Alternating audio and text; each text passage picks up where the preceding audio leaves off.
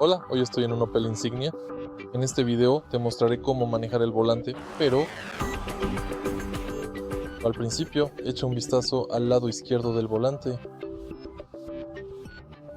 Justo aquí tenemos el panel gracias al cual podemos activar el control de crucero, el limitador de velocidad, la calefacción del volante, la advertencia de colisión frontal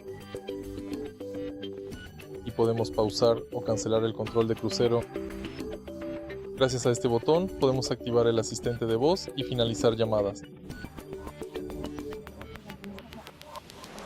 En el lado derecho tenemos el panel gracias al cual podemos navegar por la pantalla del cuadro de instrumentos.